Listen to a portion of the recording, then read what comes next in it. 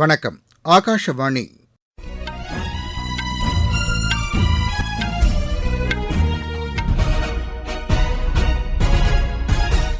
செய்திகள் வாசிப்பவர் ரெங்கநாதன்.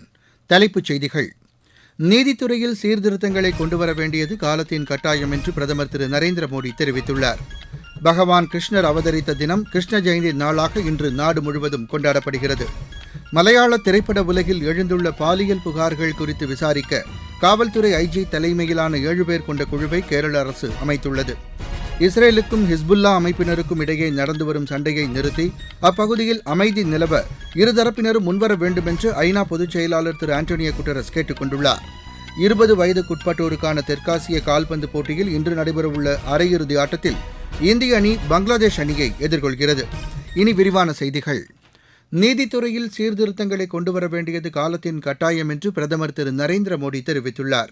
ராஜஸ்தான் மாநில உயர்நீதிமன்றத்தின் 70வது ஆண்டு நிறைவு விழாவை ஒட்டி ஜோத்பூரில் நடைபெற்ற நிகழ்ச்சியில் பிரதமர் கலந்து கொண்டு உரையாற்றினார். அப்போது பேசிய அவர், தேவையற்ற சட்டங்களை களைந்து புதிய சட்டங்கள் கொண்டுவரப்பட்டுள்ளதாக தெரிவித்தார். சாதாரண மக்களுக்கு நீதி வழங்குவது எளிமையானதாகவும் தெளிவானதாகவும் இருக்க வேண்டும் என்று கூறினார். நீதித்துறையில் சீர்திருத்தங்களை கொண்டுவர வேண்டியது காலத்தின் கட்டாயம் என்றும் புதிய சட்டங்கள் மற்றும் சீர்திருத்தங்கள் மூலம் புதிய இந்தியா படைக்கப்பட்டு வருவதாகவும் அவர் கூறினார். நீதித்துறையில் புதிய தொழில்நுட்பங்கள் முக்கிய பங்காற்றி வருவதாகவும் அவர் தெரிவித்தார். குறிப்பாக நீதிமன்றங்கள் மின்னணுமயமாக்கப்படுவது மிகச்சிறந்த உதாரணம் என்றும் அவர் கூறினார். நாட்டில் 18,000 நீதிமன்றங்கள் கணினிமயமாக்கப்பட்டுள்ளதாக பிரதமர் தெரிவித்தார். இதன் மூலம் சாதாரண மக்கள் அதிக அளவில் பயனடைந்து வருவதாகவும் அவர் குறிப்பிட்டார். தேசத்திற்கு முதலிடம் என்ற விதத்தில் உயர்நீதிமன்றங்கள் மற்றும் உச்சநீதிமன்றம் சிறப்பாக செயல்பட்டு வருவதாகவும் அவர் கூறினார். இவ்விழாவில் ராஜஸ்தான் மாநில ஆளுநர் திரு ஹரிபாபு கிருஷ்ணராவ் பாக்டே, முதலமைச்சர் திரு பஜன்லால் சர்மா, உச்சநீதிமன்ற மூத்த நீதிபதி சஞ்சீவ் கன்னா, மத்திய சட்டத்துறை அமைச்சர் திரு அர்ஜுன் ராம் மெஹ்வால், ராஜஸ்தான் மாநில உயர்நீதிமன்ற தலைமை நீதிபதி எம் ஸ்ரீவத்சவா ஆகியோர் கலந்து கொண்டனர்.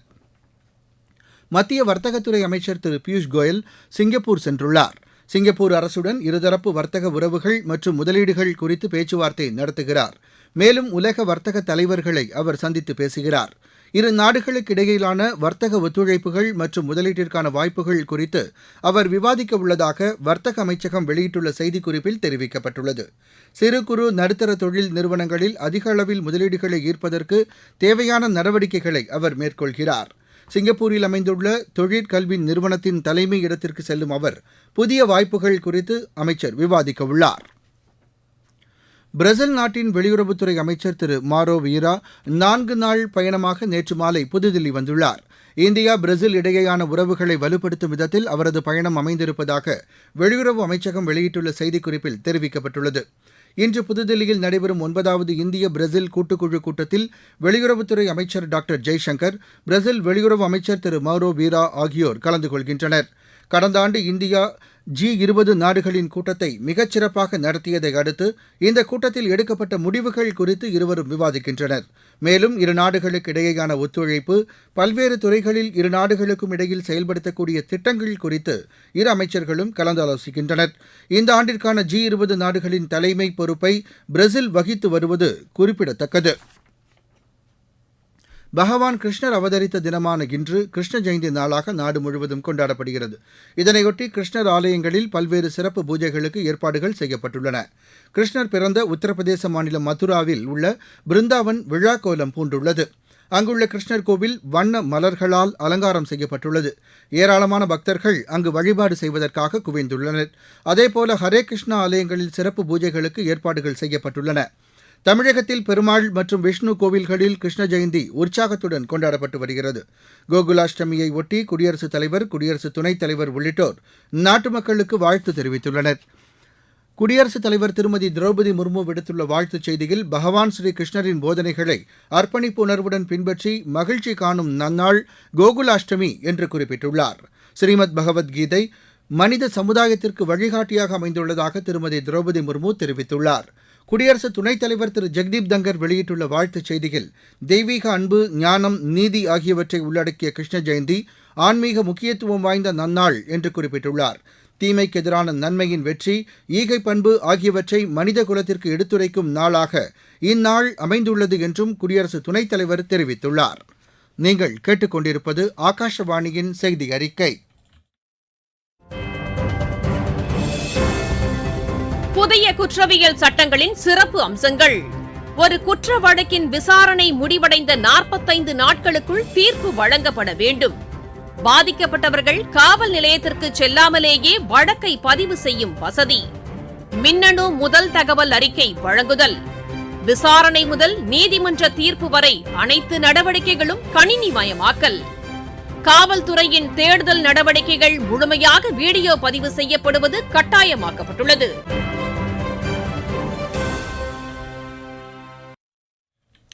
இஸ்ரேலுக்கும் ஹிஸ்புல்லா அமைப்பினருக்கும் இடையே நடந்து வரும் சண்டையை உடனடியாக நிறுத்தி அப்பகுதியில் அமைதியையும் பாதுகாப்பையும் ஏற்படுத்துவதற்கு முன்வர வேண்டும் என்று ஐநா பொதுச் செயலாளர் திரு ஆண்டனியோ குட்டரஸ் கேட்டுக் கொண்டுள்ளார். ஐநா பாதுகாப்பு கவுன்சிலில் நிறைவேற்றப்பட்ட 1701 தீர்மானத்தின்படி சண்டையை நிறுத்தி அமைதி பாதைக்கு திரும்ப வேண்டும் என்று கேட்டுக் கொண்டுள்ளார்.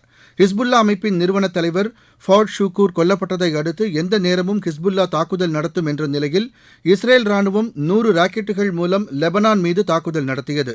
இதற்கு தக்க பதிலடி கொடுக்கும் விதத்தில் 321 ராக்கெட்டுகள் மற்றும் ட்ரோன்கள் மூலம் ஹிஸ்புல்லா அமைப்பினர் இஸ்ரேலின் ராணுவ முகாம்கள் மீது தாக்குதல் நடத்தியது. இதனால் இப்பகுதியில் தற்போது பதற்றம் நிலவி வருகிறது. ஜம்மு காஷ்மீர் சட்டப்பேரவைத் தேர்தல் நடைபெறுவதையொட்டி பிஜேபியின் மத்திய தேர்தல் குழு கூட்டம் புதுதில்லியில் நேற்று நடைபெற்றது. இந்த கூட்டத்தில் பிரதமர் திரு நரேந்திர மோடி, பிஜேபி தலைவர் திரு ஜே.பி. நட்டா, மத்திய அமைச்சர்கள் திரு அமித்ஷா, திரு ஜிதேந்திர சிங் மற்றும் கட்சியின் மூத்த தலைவர்கள் பங்கேற்றனர். ஜம்மு காஷ்மீர் சட்டப்பேரவைத் தேர்தலில் பிஜேபி சார்பில் போட்டியிடும் வேட்பாளர்களின் பெயர்கள் இறுதி செய்யப்பட்டதாக எமது செய்தியாளர் தெரிவிக்கிறார். இந்தியாவின் முதல்நிலை போர்க்கப்பலான INS மும்பை 3 நாள் பயணமாக இன்று இலங்கை செல்கிறது. INS மும்பை கப்பல் அந்நாட்டிற்கு செல்வது இதுவே முதல் முறையாகும். இந்த பயணத்தின்போது இலங்கையின் கப்பற்படையின் ரியர் அட்மிரல் குமரசிங்கேவை INS மும்பை கப்பலின் கமாண்டிங் ஆபீசர் சந்தித்து பேசுகிறார். அதன் பின்னர் இரு நாடுகளின் கடற்படையினரும் விளையாட்டு, யோகா மற்றும் கடற்கரை பகுதியை சுத்தம் செய்வது ஆகிய பணிகளில் ஈடுபடுகின்றனர். பின்னர் இலங்கை கடற்படையினரின் பல்வேறு ஒத்திகை நிகழ்ச்சிகளை இந்திய வீரர்கள் பார்வையிடுகின்றனர். மலையாள திரைப்பட உலகில் எழுந்துள்ள பாலியல் புகார்கள் குறித்து விசாரிக்க காவல்துறை IG தலைமையிலான குழுவை கேரள அரசு அமைத்துள்ளது. சமீபத்தில் இந்த குழுவில் 4 பெண் IPS அதிகாரிகள் உள்ளிட்ட 7 பேர் இடம்பெற்றுள்ளனர். மலையாள திரைப்படத் துறையில் சமீப காலமாக எழுந்துள்ள பாலியல் குற்றச்சாட்டுகளை விசாரிக்க நீதிபதி ஹேமா தலைமையிலான குழு அமைக்கப்பட்டு விசாரணை நடைபெற்றது. இதனையடுத்து சமீபத்தில் இந்த குழு மலையாள திரைப்படத் துறையில் நிகழும் பாலியல் குற்றங்கள் தொடர்பாக விரிவான அறிக்கையை கேரள அரசிடம் தாக்கல் செய்தது. அதன் விவரங்களை அம்மாநில அரசு சமீபத்தில் வெளியிட்டது. இது மலையாள திரைப்பட உலகில் மட்டுமல்லாமல் கேரள மக்களிடமும் அதிர்வலைகளை உருவாக்கியது. மேட்டுப்பாளையத்திலிருந்து இயக்கப்படும் நீலகிரி மலை ரயில் சேவை இம்மாதம் 31ஆம் தேதி வரை ரத்து செய்யப்படுவதாக தெற்கு ரயில்வே அறிவித்துள்ளது. கடந்த ஆகஸ்ட் 1ஆம் தேதி அதிகாலை பெய்த கனமழை காரணமாக மேட்டுப்பாளையம் உதகை இடையேயான ரயில் பாதையில் மண் சரிவு ஏற்பட்டு மலை ரயில் சேவை நிறுத்தப்பட்டது. அதன் சீரமைப்பு பணிகள் தொடர்ந்து நடைபெற்று வந்தன. திட்டமிட்டபடி சீரமைப்பு பணிகள் நிறைவடையாத நிலையில் மேட்டுப்பாளையம் உதகை இடையேயான மலை ரயில் சேவை ரத்து செய்யப்படுவதாக ஏற்கனவே ரயில்வே நிர்வாகம் அறிவித்திருந்தது. இந்நிலையில் நீலகிரியில் கனமழை எச்சரிக்கை மற்றும் சில இடங்களில் மண் சரிவு ஏற்பட்டுள்ளதால் இம்மாதம் 31ஆம் தேதி வரை மலை ரயில் சேவை ரத்து செய்யப்படுவதாக தெற்கு ரயில்வே தெரிவித்துள்ளது. மத்திய பிரதேசம், ராஜஸ்தான், குஜராத், மகாராஷ்டிரா மற்றும் கோவாவில் அடுத்த 3 நாட்களுக்கு கனமழை பெய்ய வாய்ப்பிருப்பதாக இந்திய வானிலை ஆய்வு மையம் தெரிவித்துள்ளது. மத்திய பிரதேசத்தின் வடமேற்கு மற்றும் ராஜஸ்தானின் கிழக்கு பகுதியில் நிலவி வரும் காற்றழுத்த தாழ்வு பகுதி ஆழ்ந்த காற்றழுத்த தாழ்வு பகுதியாக மாறியுள்ளது. இது தெற்கு ராஜஸ்தான், குஜராத், சௌராஷ்டிரா, கட்ச் ஆகிய பகுதிகளுக்கு நகரக்கூடும் என்று தெரிவிக்கப்பட்டுள்ளது. காத்மண்டுவில் நடைபெற்று வரும் 20 வயதுக்குட்பட்டோருக்கான தெற்காசிய கால்பந்து போட்டியில் இன்று நடைபெறவுள்ள அரையிறுதி ஆட்டத்தில் இந்திய அணி பங்களாதேஷ் அணியை எதிர்கொள்கிறது. US ஓபன் டென்னிஸ் போட்டிகள் இன்று தொடங்குகின்றன. இந்தியாவின் சார்பில் சுமித் நாகல், ரோஹன் போபண்ணா ஆகியோர் பங்கேற்கின்றனர். திண்டுக்கல்லில் நடைபெற்ற தேசிய அளவிலான சிலம்பம் போட்டிகளில் 200க்கும் மேற்பட்ட மாணவ மாணவிகள் பங்கேற்று தங்களது திறமைகளை வெளிப்படுத்தினர். மீண்டும் தலைப்புச் செய்திகள். நீதித்துறையில் சீர்திருத்தங்களை கொண்டுவர வேண்டியது காலத்தின் கட்டாயம் என்று பிரதமர் திரு நரேந்திர மோடி தெரிவித்துள்ளார். பகவான் கிருஷ்ணர் அவதரித்த தினம் கிருஷ்ண ஜெயந்தி நாளாக இன்று நாடு முழுவதும் கொண்டாடப்படுகிறது. மலையாள திரைப்பட உலகில் எழுந்துள்ள பாலியல் புகார்கள் குறித்து விசாரிக்க காவல்துறை IG தலைமையிலான 7 பேர் கொண்ட குழுவை கேரள அரசு அமைத்துள்ளது. இஸ்ரேலுக்கும் ஹிஸ்புல்லா அமைப்பினருக்கும் இடையே நடந்து வரும் சண்டையை நிறுத்தி அப்பகுதியில் அமைதி நிலவ இருதரப்பினரும் முன்வர வேண்டும் என்று ஐநா பொதுச் செயலாளர் திரு ஆண்டனியோ குட்டரஸ் கேட்டுக் கொண்டுள்ளார். 20 வயதுக்குட்பட்டோருக்கான தெற்காசிய கால்பந்து போட்டியில் இன்று நடைபெறவுள்ள அரையிறுதி ஆட்டத்தில் இந்திய அணி பங்களாதேஷ் அணியை எதிர்கொள்கிறது. இத்துடன் இந்த செய்தி அறிக்கை நிறைவடைந்தது.